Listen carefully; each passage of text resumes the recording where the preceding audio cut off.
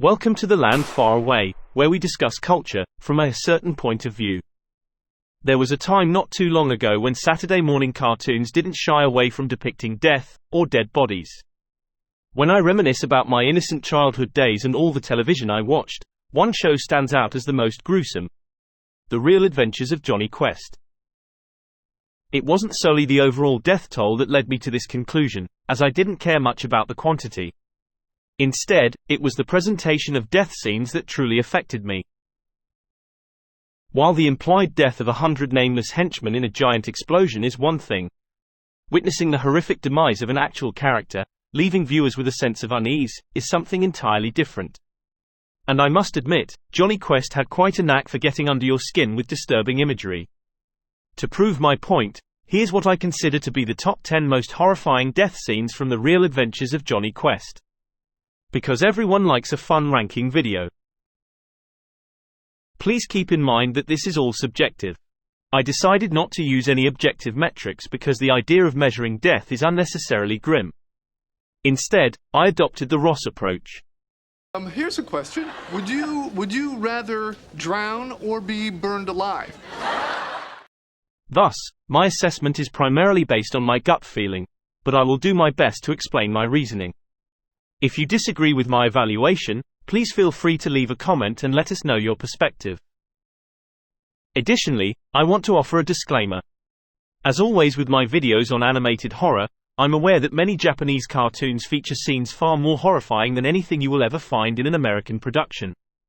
However, what makes this topic intriguing for me is the contrast between the shows I like to highlight on my channel, which were made for a young American audience and aired on basic television, and the content children watch nowadays. This stark difference is what I find fascinating. With that out of the way, let us start the ranking.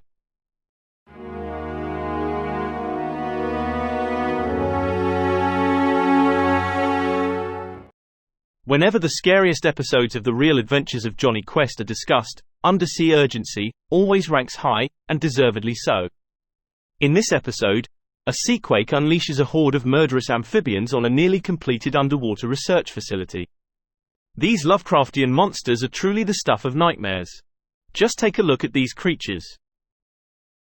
They wreak havoc all over the place, and in the end, they take the life of a scientist who couldn't resist trying to take one of these bastards to the surface for study. No! I am not leaving with that one of them!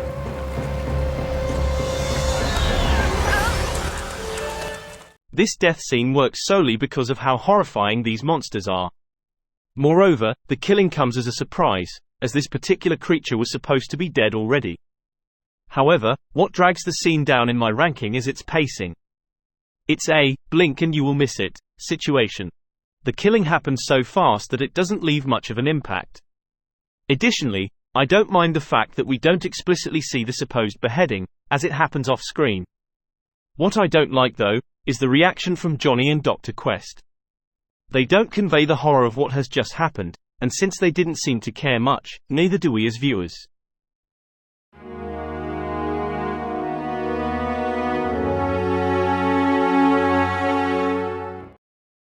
Number 9 is a bit of a cheat, and I'll explain why in a minute.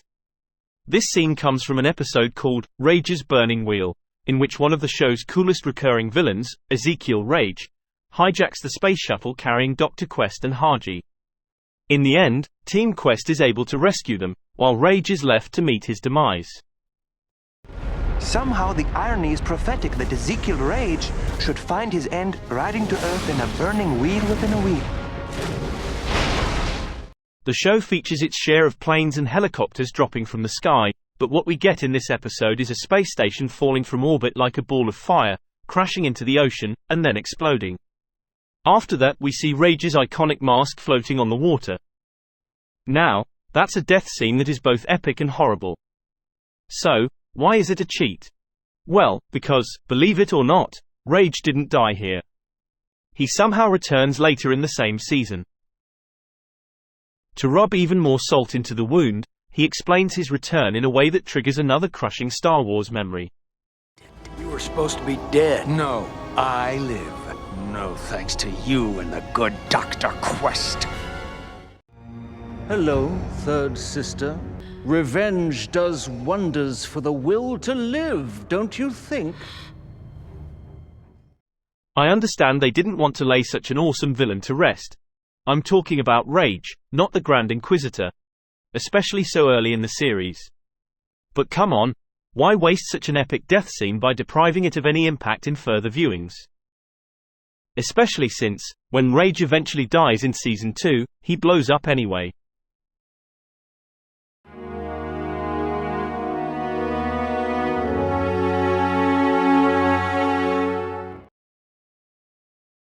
Villains dying by plunging off a tall structure used to be a cliché in animation, especially in Disney movies. Probably because it's such a convenient way to kill off a character off screen, and depict a death without actually showing it. Also, since the fall is usually the direct result of something the villain did, it makes the death their own fault, not the hero's.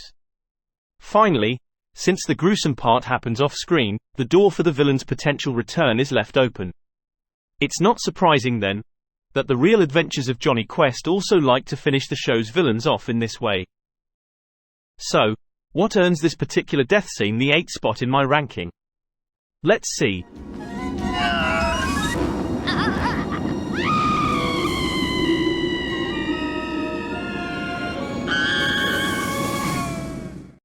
In the episode titled, In the Realm of the Condor, Team Quest follows Estella Shield to find her missing ornithologist grandfather, and ends up discovering the lost golden city of El Dorado.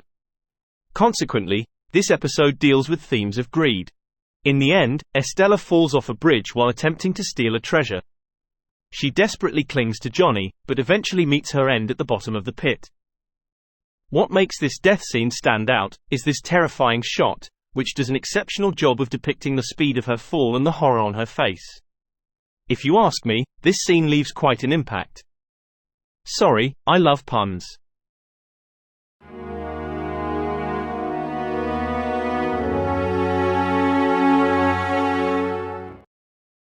Number 7 comes from Manhattan Maneater. This episode depicts New York City living under the threat of a deadly slayer. During a trip taken by Dr. Quest, Haji, and Jonny, they discover that the killer is from a different type of jungle, and they become embroiled in a citywide race to eliminate the culprit. In other words, a wild tiger is running loose in the Big Apple. This unusual scenario is not a spoiler, as the episode starts with a fight between the tiger and a hunter, which ends like this.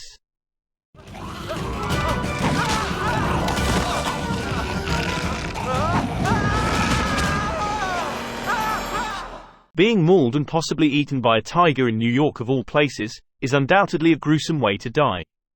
However, I rank this scene relatively low due to the surrounding circumstances. The individual killed here wasn't some innocent bystander, but a professional wild animal hunter.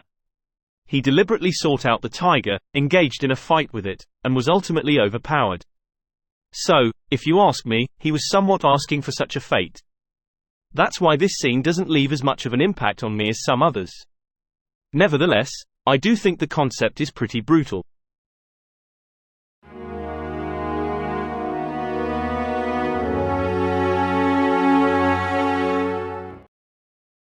Number 6 comes from the episode, The Secret of the Moai, which combines intriguing concepts like aliens, the missing link, and the mystery of Easter Island into one cool story.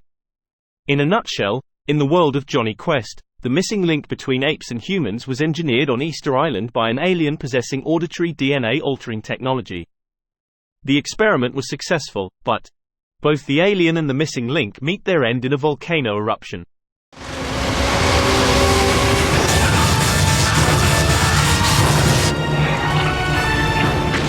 The boiling lava consumes its ship, putting an end to their lives. The exact cause of their demise remains uncertain. Did they die from starvation, or were they cooked alive? It's likely the latter, considering the placement of their remains, as they don't seem to have moved much after the eruption.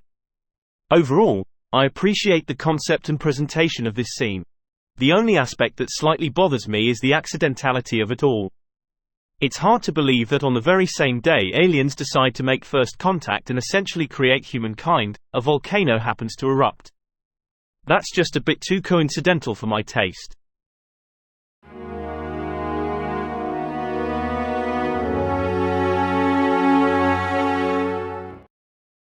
While I may have had some nitpicks about the first 5 spots in my ranking, the other 5 are more or less pure gold. In the Wake of the Mary Celeste is a great episode on its own. It sees Dr. Quest on an expedition to find remains of the cargo ship, Mary Celeste. He discovers what looks like crop circles at the bottom of the Sargasso Sea, and a graveyard of ships in an area barren of marine life. Apparently, a mysterious force, which manifests itself in the form of a blinding green light, pulls any ship or plane under to the bottom of the sea, together with everyone on board. During the episode, we see this happen 3 times. The first scene is vague. We see the chaos and horror, but we don't know what's happening yet. The second is very brief. The third one lands the 5th spot in my ranking. I don't understand this. Filled up the tank? What could possibly be wrong?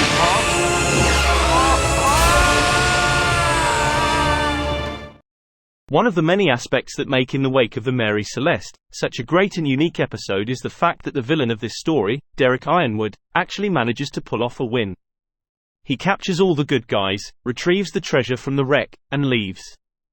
Unbeknownst to Team Quest, however, he dies soon after, and it's a horrible death.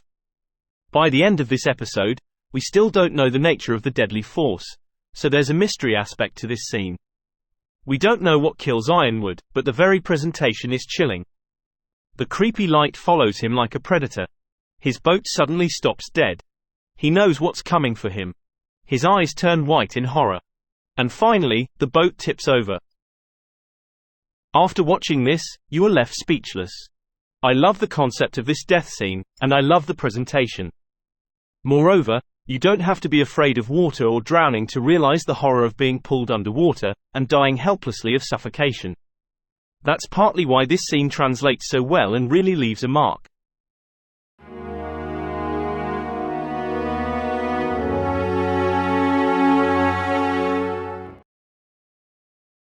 I find it funny how cartoon executives always seem to forget that a mummy is nothing else but a corpse. Cover it completely in bandages if you like, but it's still a dead body. Keeping that in mind, it's weird how many cartoon mummies we've seen since at least the 1960s. Anyway, if The Mummy is your favorite classic monster, then you are up for a treat with the episode, The Mummies of Malenke, which opens the 2nd season of The Real Adventures. In this episode, Team Quest discovers a dark and perilous secret of an ancient Colombian civilization. Apparently, the Malenke were the precursors of bio-warfare because centuries ago, they developed a plague to wipe out their enemies. Ironically, they accidentally wiped out themselves instead. However, an evil biochemist manages to resurrect the plague and weaponize it. How does it work? It literally turns you into a mummy by draining life from you, and kills within 1 hour. We see the effect of it on Jesse, and that's a disturbing look. But you know what's even more horrific than being infested with a plague? This.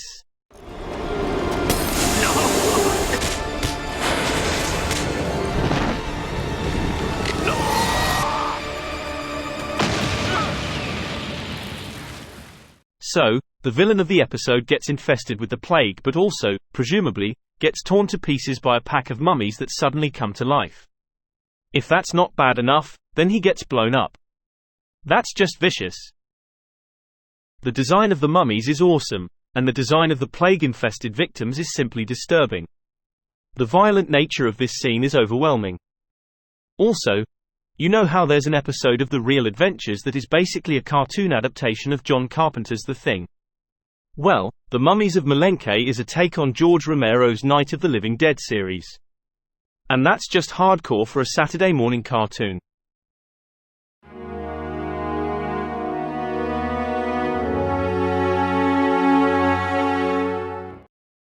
Speaking of being hardcore, The Haunted Sonata has got to be the darkest and most violent episode of The Real Adventures.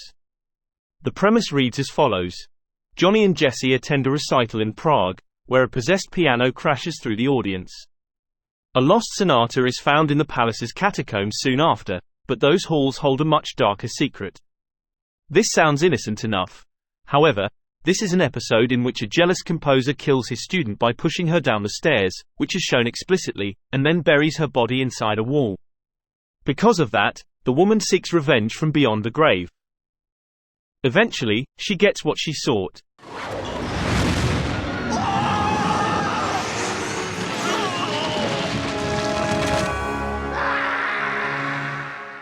Her ghost manages to capture the last living descendant of her murderer and drags him to hell by his neck. By hell, I mean the very wall where her remains still rest. Her skeleton's eyes lid, the wall magically rebuilds itself, and then we hear that horrific scream. Did the ghost kill the guy, or will he spend the following days entombed alive, until he eventually dies from dehydration or starvation? Either way, it's a terrifying way to go. The backstory is gruesome, the concept of live entombment is brutal, and the skeleton looks ghastly. Moreover, this is not happening to some random bystander but to a secondary character who serves as Jesse's love interest for this episode. To sum it up, this death scene is a more than worthy number 3. I would consider placing it even higher if the ghost had a better design. Don't get me wrong, it is creepy, but I would prefer a more human-like look instead of this animalistic one.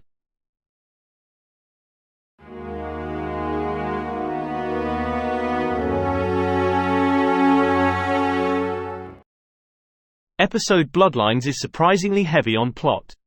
Haji travels back to Calcutta and later Bangalore to search for and reunite with his mother after several years.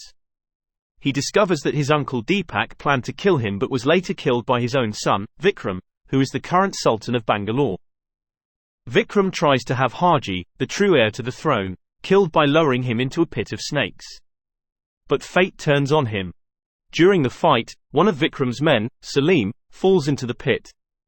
When Vikram falls over the side, he's able to grab onto the edge, and Haji tries to help pull him up. However, Salim grabs onto Vikram's ankle, pulling him down. Haji isn't able to keep hold, and Vikram falls into the pit of snakes to his death.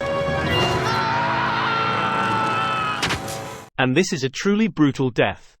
I would guess most people are afraid of snakes. In the case of killer snakes, the fear is actually well deserved.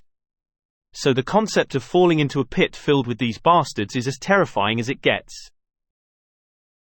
Even though Vikram is killed off screen, we get a gruesome glimpse of what awaits him. This shot of Salim might just be the most nightmarish thing in the entire show. Let's just say Vikram will be lucky if the fall is what kills him, not venom.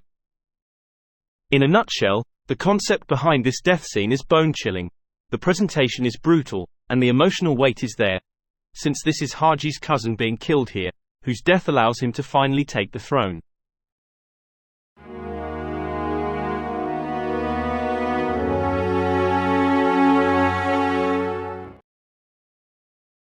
Here we are, number 1. What kind of death scene deserves to take the spot in my ranking? One that depicts a fate worse than death. The scene I'm highlighting here comes from the episode, Ghost Quest. This one, along with the werewolf episode, stuck with me for the longest time. I would recall it even in my early 30s, after 15 plus years of not watching the show. Unsurprisingly, because this is a perfect ghost story. We get a tragic premise, spooky atmosphere, a lot of paranormal activity, including possession, and great visuals atop of it. The synopsis goes like this. While traveling to Nova Scotia, Jonny, Jesse, and Haji discover a mysterious island enshrouded in fog. The caretaker explains to them that the island is haunted by the ghost of Lady Caroline. Her fiancé drowned at sea, and she was so heartbroken that she jumped from the Widow's Walk. It's a tragedy that our heroes get to experience firsthand because suddenly, a bright light manifests into Lady Caroline, who goes out to the Widow's Walk and reenacts falling to her death.